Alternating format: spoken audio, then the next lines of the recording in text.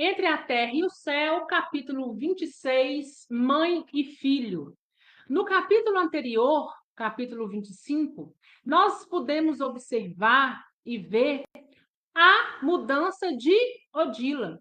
Odila, que até então estava obsediando Zulmira, conseguiu, com o auxílio de irmã Clara, retornar ao mundo espiritual, ou seja, ela abriu a mente e o coração para que o socorro pudesse chegar, e ela retorna ao lar terreno agora para ajudar Amaro e ajudar Zulmira, porque ela sabe, né, que aquele tempo que ela ficou ali obsediando foi um tempo perdido e ela precisa ajudar o lar a restabelecer, a voltar então a ter o equilíbrio de antes. Então, com o auxílio de irmã Clara, ela estava ali o tempo todo, intuindo Evelina, né? Até mesmo pelo desdobramento, intuindo Amaro, fazendo com que aquele lar que antes ela fazia tanto mal, cega pelo ciúme, pela raiva, pelo ódio, ela agora transforma todas essas chagas em amor, em fé, em caridade, em persistência, entendendo, né, o seu verdadeiro papel. Então, no finalzinho do capítulo 26, nós vimos aí, ela chorava, né? Odila chorava de felicidade junto de irmã Clara. Todo o contexto por ter conseguido, porque sair de uma energia tão negativa, condensada como ela estava, para ter um entendimento e voltar em pouco tempo para poder fazer o melhor, era motivo de alegria, né? De alegria porque ela sabia lá no fundo de todas as suas atitudes equivocadas. Então, o capítulo 26, Mãe e Filho, inicia-se falando que a casa, o ambiente, amanheceu alegre, amanheceu feliz. E a irmã Clara, né, estava lá junto de Odila, e Odila falava assim para a irmã Clara: eu consegui, eu fiz o correto. Ela perguntava para a irmã Clara com lágrimas nos olhos. E veja lá a resposta da irmã Clara: venceste valorosa. Quando ela perguntou se ela agiu corretamente, se ela conseguiu fazer o que precisava, venceste valorosa, disse a irmã Clara. Compreendeste o santo dever do amor. Abençoarás para sempre esse maravilhoso dia de renúncia e doação de si mesmo. Vimos Odila colar-se a ela, à maneira de uma criança nos braços maternais, chorando copiosamente. Então, isso é André Luiz nos dizendo, né? Que depois que a irmã Clara deu a Odila um aval positivo, ela chorou ainda mais, abraçando a irmã Clara como um filho que abraça e permanece aí no colo de uma mãe. E irmã Clara diz para ela: não te comovas tanto assim. Sensibilizamos-nos igualmente. A primeira esposa de Amaro respondeu com dificuldade: meu pranto não é de sofrimento. Sinto-me agora leve e feliz. Como não compreendia eu assim antes? Então, ela se sentia leve por quê? Nós já conversamos sobre isso aqui em outra oportunidade. Quando nós carregamos conosco o sentimento da raiva, do ódio, do egoísmo, da vaidade, tudo que é exagerado, tudo que está nos polos, nos traz não só sofrimento, mas como nos traz também peso espiritual. Às vezes, esse peso espiritual chega a doer e se manifestar no nosso corpo físico. Quantas vezes nós não estávamos aí querendo resolver determinadas situações e quando a gente resolve, a gente fala: ai, estou mais aliviada, né? Estou mais leve. Mas é por quê? É porque essas energias condensadas abrem em nós chagas e essas chagas pesam realmente o nosso espírito. E a irmã Clara dizendo a ela, sim, né? A gente se sente mesmo mais leve. Perdeste peso espiritual, habilitando-te à elevação de nível. Nossas paixões inferiores imantam-nos à terra, como o visco prende o pássaro a distante das alturas. Então, ela está dizendo o seguinte: olha, você perdeu peso espiritual, e quando você tem uma determinada compreensão, você está, então, apta a mudar de nível, apta a subir um degrau. Não quer dizer aqui que ela vai subir de dimensão espiritual, não é isso. Mas dentro daquela dimensão que ela está, da forma como ela chegou, cada dia mais a compreensão dela se elucida, cada dia mais ela está com a mente mais aberta, então ela vai tendo, em contrapartida, merecimentos, compreensão e crescimento espiritual. E afagando acentuou bondosa, vamos, deste agora o amor puro, e por isso o amor puro não te faltará. De hora em diante serás aqui bem-aventurada mensageira, de vez que o teu coração permanecerá em serviço dos anjos guardiões dos nossos destinos, que velam por nós abnegadamente, esperando-nos na vida mais alta. Cedendo o carinho de teu companheiro a outra mulher, de cuja colaboração necessita ele para redimir-se, conquistaste nele novo patrimônio de afetividade, e aproximando a filhinha daquela a quem devemos querer como irmã, adquiristes o merecimento indispensável para recuperar o seu filho, cujo futuro poderás orientar. Hoje mesmo estarás ao lado de Júlio.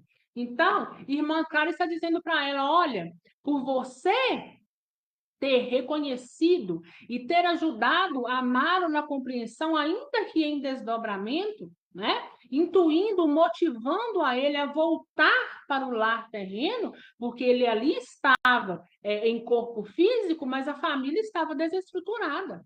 Então, ela, em desdobramento o tempo todo, falou para ele: volta, né? Vá colocar os pingos nos is, vamos transformar esse lar. Da mesma forma, ela ajuda Zulmira. Da mesma forma, ela conversa com Evelina. Então, a irmã Clara disse para ela: olha, além de você vencer, você adquiriu merecimento, né? Você adquiriu, você encurtou um pouco mais a afinidade com Amaro e conquistou de Zulmira aí uma afinidade também. E essa porta é que será a porta para você ajudar o seu filho Júlio. E também por isso, você logo, logo estará com ele, que é com Júlio, né? Com o seu filho. Por quê? Porque agora ela já se encontra em equilíbrio, né? Viram a diferença?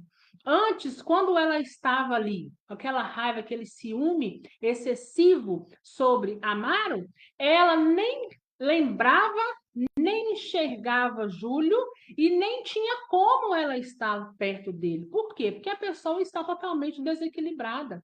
Como que você coloca uma pessoa desequilibrada junto de uma outra que está necessitando de ajuda, como Júlio, que está lá no lar da bênção, com a glote, a garganta, né? Toda doentia, precisando de cuidados, e ele grita o tempo todo, né? Então, é aquela velha história, né? Quem precisa de ajuda não tem como ajudar, né? Então, a gente ajuda quando nós estamos aptos para poder ajudar. E ela, naquele momento, não se encontrava. Diferente de agora, que a mente, que a energia dela e a compreensão diante dos fatos são outros completamente diferentes. Odila transfigurada estampou no semblante a luz da felicidade que lhe fluía do mundo interior. O sol inundava a terra de raios vivificantes quando a reconduzimos ao hospital com a promessa de buscá-la mais tarde para a viagem ao lar da bênção. Com efeito, transcorridas algumas horas, quando a pausa dos nossos compromissos de trabalho nos ofereceu a oportunidade precisa, convocamos-nos ao reencontro. Sustentada nos braços de Clara, a mãe de Júlio revelava inexcedível contentamento. Era a primeira vez depois da morte física, que se confiava à romagem, à viagem tão linda, prorrompendo em exclamações admirativas ante os surpreendentes jogos da luz. Nas vizinhanças do sítio para o qual nos dirigíamos, inalava o ar tonificante a longos haustos, deslumbrando-se na visão da natureza saturada de perfumes e adornada de flores. Então, até que, enfim, iria acontecer aí o encontro de Odila com o filho. Ela estava extasiada, ela estava emocionada, veja bem. Imagine você, já desencarnada, seu filho também, e haverá ali então um encontro, né? A emoção estar muito latente à flor da pele, principalmente de Odila, que está agora consciente e de uma certa feita equilibrada. Extasiou-se na contemplação das centenas de pequeninos que brincavam festivamente. Então, quando ela chegou lá na bênção, ela viu centenas de crianças brincando e ela ficou extasiada, olhando todos. E no meio daquele tanto de criança, o olhar dela procurava por Júlio, né? Ela achava que ela iria encontrar Júlio ali brincando, correndo como as outras crianças, né? Procurava lá, ansiosa pelo filho. Achava-se mentalmente muito distanciada do nosso grupo, por isso mesmo deixava-se conduzir qual se fora um autômato. Acompanhando Clarencio, atingimos a residência de Blandina, que nos acolheu com a gentileza habitual. Lembra de Blandina? Blandina, junto de Mariana, eram as duas que eram responsáveis por Júlio, né? Então, ela não encontrou Júlio no meio daquele tanto de crianças brincando, mas eles foram logo para a residência de Blandina, porque sabiam que era lá que Júlio se encontrava, né? Eles entraram, não houve necessidade de muitas palavras. Atraída pelo grande berço que se levantava à nossa vista, Odila precipitou-se sobre o menino enfermo, bradando alarmada: Meu filho, Júlio, meu filho! Então, quando ela entrou na casa de Blandina, ela já viu um berço e viu que ali encontrava-se Júlio, né? Então, ela se jogou em cima dele e chamava por ele o tempo todo. Indubitavelmente, a sabedoria universal colocou impercrustáveis segredos no carinho materno. Algo de milagroso e divino existe nos laços que unem mães e filhos, que por enquanto não podemos aprender. A criança doente transformou-se de súbito. Indefinível expressão de felicidade cobriu-lhe o semblante. Mãe! Mãe! Gritou, respondendo, e alongou os braços, agarrando-se-lhe ao busto. Então, veja bem, gente. Júlio, que gritava o tempo inteiro, quando ele viu a mãe, quando Odila disse, Júlio, meu filho, ele falou, mãe. E André Luiz conta que existe um estreitamento, laços entre mães e filhos, que hoje a gente não consegue compreender, mas que uma energia foi tomada ali naquele momento e que Júlio teve uma grande melhora, né? Ou seja, aquele menino que estava ali acamado, quase não levantava, choroso o tempo todo, teve essa melhora só pelo fato de ter visto a mãe. E aí a gente consegue compreender aquela frase, né? Que a mãe, quando se equilibra, dá um passo muito grande. Por quê? Porque a mãe equilibrada leva para o filho força e coragem, seja no mundo espiritual, seja no mundo carnal, no mundo terreno, onde nós nos encontramos. Em lágrimas, Odila retirou-o instintivamente do leito, beijando-o enternecida. Quando se lhe asserenou a desbordante emotividade, sentou-se ao nosso lado, trazendo o filho ao colo. Então, quando aquela emoção cessou, ela pegou ele no colo e sentou junto de todos, né? Então, quando uma mãe equilibra-se, nós temos grande aliada, porque a mãe luta pelo filho. né? Todos vocês aí, quem tem filho, sabe, né? A mãe, às vezes, nem sabe do que é capaz para poder ver um filho restabelecido. Mas a gente sabe, né? Júlio tinha o que ainda purificar. Júlio, completamente modificado, contava-lhe quanto lhe doía a garganta, mostrando-lhe a glote extensamente ferida. E terminada, que foi a hora comovente que nos empolgara a todos, Blandina abriu a conversação geral, acentuando contente. Sabíamos que a divina bondade não deixaria o nosso doentinho sem a ternura maternal. Júlio agora terá junto dele a insubstituível dedicação. Odila, que se mostrava compreensivelmente conturbada ante a posição orgânica do menino, nada respondeu. Contudo, Clara considerou afetuosa. Esperamos localizar nossa amiga no parque por algum tempo e, certo, sentirá prazer em encarregar-se do pequenino. Então, Odila ficou assustada com aquela condição de Júlio. E ela não disse nada. Júlio contava da dor que sentia, né? Mas ela não falava nada.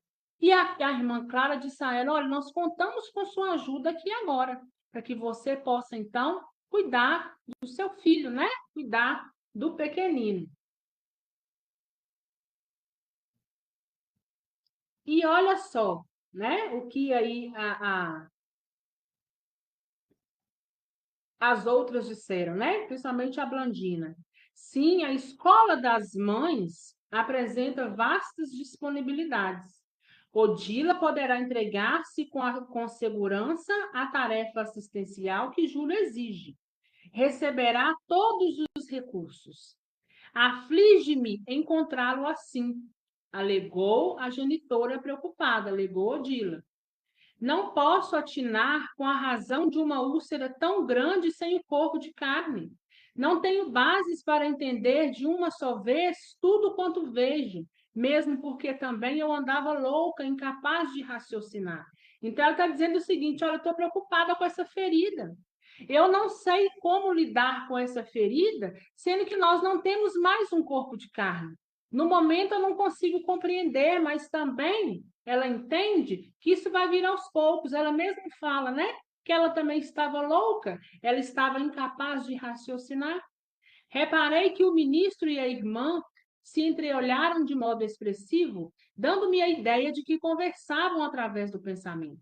Assinalando as dolorosas referências maternas, a instrutora designou com a destra, com a mão, o nosso orientador, ajuntando bem-humorado. Clarencio tem a palavra elucidativa. Então, no momento que ela estava ali sem saber, né? A Odila fez esse questionamento, por quê? A irmã Clara disse: olha, o Clarencio, ele tem, né, a resposta.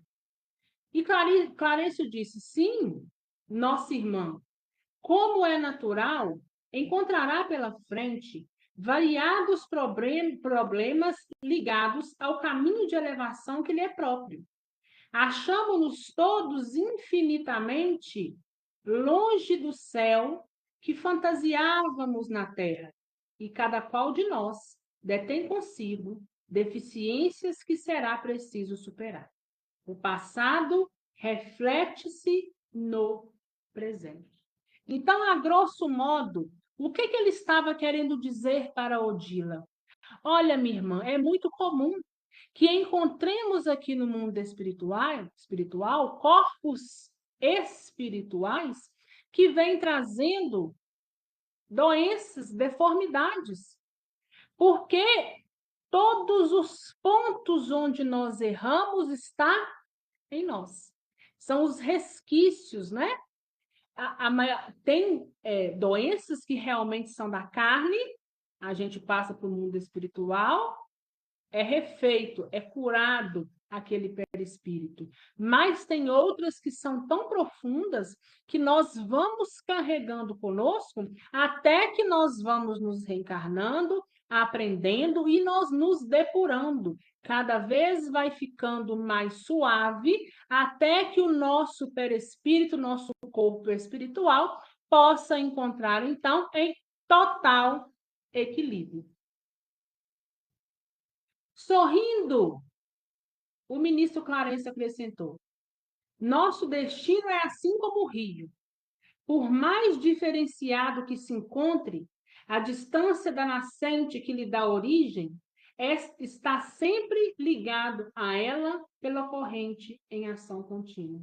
Ainda que o rio esteja muito distante da nascente, ele está ligado a ela, porque lá é a fonte, lá tudo se iniciou. Mesma coisa somos nós.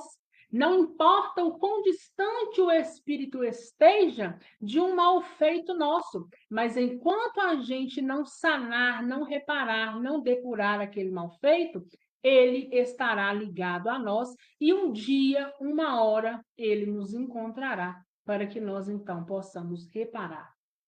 Procurarei compreender, disse Odila. Sou mãe e não posso desvencilhar-me da obrigação de amparar meu filho. Dispensar-lhe-ei todos os cuidados imprescindíveis ao bem-estar. Sinto que a felicidade pode ser conquistada no mundo a que fomos trazidos pela renovação. Trabalharei quanto estiver ao meu alcance para ver Júlio integralmente refeito. Hoje, novos ideais me banham do coração. É imperioso esforçar-me. Todos os que amamos virão ter conosco mais cedo ou mais tarde. Esperanças diferentes me animam o espírito. Amanhã, no porvir, talvez próximo, terei meus familiares aqui de novo. E não posso olvidar, não posso esquecer a necessidade de algo fazer para conseguir o abrigo de que necessitamos. E veja bem como é grande a misericórdia divina. E quando um espírito é socorrido, quando tem então a mente, quando é tirado aquele véu da raiva, do ódio, da não aceitação, olha a modificação. Quem diria, né?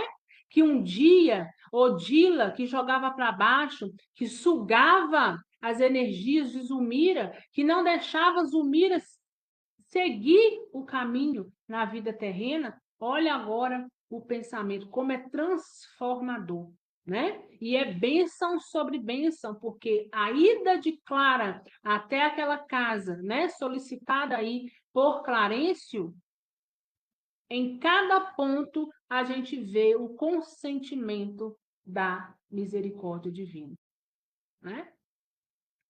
E cada dia que passa, Odila está melhor moralmente, que é o que importa e o que ela precisa no momento. Passeou o olhar vago e cismarento pelo recinto, como se estivesse contemplando remotos horizontes e concluiu: um lar, a felicidade restaurada, a bênção do reencontro. Por largo tempo, o comentário edificante brilhou na sala, aquecendo a chama da amizade e da confiança em nossos corações. Então, lembra? Palavra tem energia. O que a gente fala, né, produz efeito energético. E olha aqui, quando ela fala isso, né, um lar, a felicidade restaurada e a bênção do reencontro, toda a sala se ilumina. Porque ela quis ali, então, ela disse aquilo de coração, emocionada, aquela era realmente a intenção que ela carregava no peito. Blandina e Mariana prometeram cooperar, insistindo para que Odila se demorasse junto delas até situar-se em definitivo no educandária que se destinava. Então, Odila foi convidada por Blandina e Mariana a morar com elas por enquanto, pelo menos enquanto ela estivesse ali naquela tarefa de cuidar de Júlio. A renovada senhora aceitou reconhecidamente. Despedimos-nos felizes. Após nos separarmos de Clara, retomamos o caminho de volta ao nosso domicílio espiritual. Julguei conveniente interpelar o instrutor acerca dos problemas que me esfervilhavam no cérebro. Então, terminado aquilo ali, eles deixaram Odila lá e Clarencio, André Luiz e Lara retornaram, né, ao, a, a dimensão espiritual deles, ao qual eles chamam de domicílio, ao domicílio espiritual, mas André Luiz estava com a cabeça, né, fervendo, com vontade de quê? De perguntar, né? Então ele falou que logo ele foi jogando um monte de perguntas, né, sobre Clarencio. E ele começa o seguinte: por que não esclarecer Odila com respeito ao pretérito de Júlio? Se ela não tinha aquela compreensão no momento, por que que ele estava ali com a glote, a garganta dolorida, ferida? Por que que não esclareceu a ela, né, o passado de Júlio? Seria aconselhável deixá-la entregue às informações deficientes quando lhe conhecíamos extensamente os enigmas da organização familiar? Por que não lhe explanar francamente o impositivo da reencarnação no menino? Então André falava, ora, da mesma forma que os outros conseguiram recobrar a consciência, rever seus atos errados desde lá da Guerra do Paraguai, por que que não começa a mostrar para Odila também o que aconteceu com Júlio e por que ele está dessa forma? Por que deixá-la com uma informação deficiente, ou seja, uma informação incompleta? Por que não dizer a ela sobre a questão da reencarnação, que ele precisa reencarnar e reencarnar logo? Clarencio esclarece, então, para André Luiz. À primeira vista, seria efetivamente esse o caminho a seguir. Entretanto, as recordações do passado não devem ser totalmente despertadas para que ansiedades inúteis não nos dilacerem o presente. A verdade para a alma é como pão para o corpo que não pode exorbitar, não pode passar da cota necessária a cada dia. Toda precipitação gera desastres.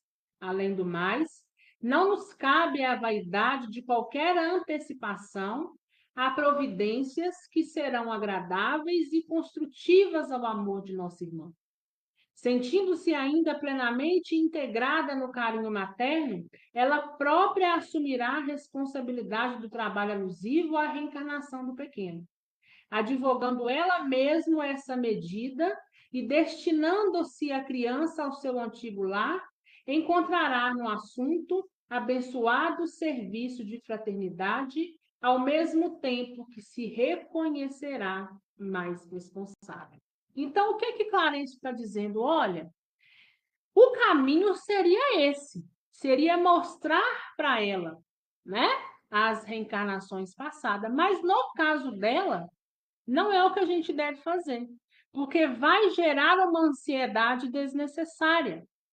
E ela, nesse entorno de cuidar do filho, ela mesmo vai entender a necessidade da reencarnação. E ela mesmo vai procurar ajuda para que seu filho possa ser reinserido em um novo lar. Com isso, ela vai ter oportunidade de crescimento, de entendimento, ela vai se sentir mais útil e ela vai se tornar, então, mais responsável diante de todas as descobertas que ela irá fazer. Então, se a gente antecipa isso agora, ela perde oportunidade de crescimento. Então, deixemos as coisas como estão. Deixe que tudo transcorra, né? Aí, normalmente, assim como o curso de um rio, né? Que tudo vá a contento no tempo e na marcha que tem que ser. Se movêssemos as decisões, Odila observar-se-ia anulada em sua capacidade de agir, ao passo que, confiando a ela as deliberações que o caso reclama, adquirirá novo interesse para auxiliar Zulmira, de vez que a segunda esposa de Amaro substituí-la na condição de mãe, oferecendo novo corpo ao filho. E olha lá, ela também terá a oportunidade de estar mais próxima a Zulmira, né? De ajudar uma irmã, porque vai ser a ela que vai receber então o seu filho. Admirado com os apontamentos ouvidos, vi-me satisfeito na inquirição. Clarencio, todavia, com o sorriso natural que lhe marcava habitualmente o semblante, aduziu calmo. A vida é uma escola e cada criatura dentro dela deve dar a própria lição. Esperemos agora alguns dias. Interessada em socorrer o filhinho doente, a própria Odila virá até nós, lembrando para ele a felicidade da volta à Terra. Então, ou seja, dê tempo ao tempo, André, porque ela própria, com os ensinamentos que ela terá, ela irá nos procurar para que nós a ajudemos, não só ela, mas como inserir o seu filho novamente diante do sofrimento, né? Ela vai percebendo o seu filho ali no dia a dia, ela vai buscando soluções, ela vai buscando, né, orientação e ela vai encontrar o caminho, ela mesma vai vir até nós, né? Então, nós aprendemos com tudo a necessidade da gente não atropelar as coisas, porque às vezes passando por determinadas situações é que nós vamos retirar o aprendizado que nós necessitamos. Quando a gente atropela, muita coisa fica para trás. Muita coisa que lá na frente nós vamos precisar aprender. Aquilo que nós já devíamos ter feito lá atrás. Então, assim nós encerramos o capítulo de hoje. Alguma dúvida, gente?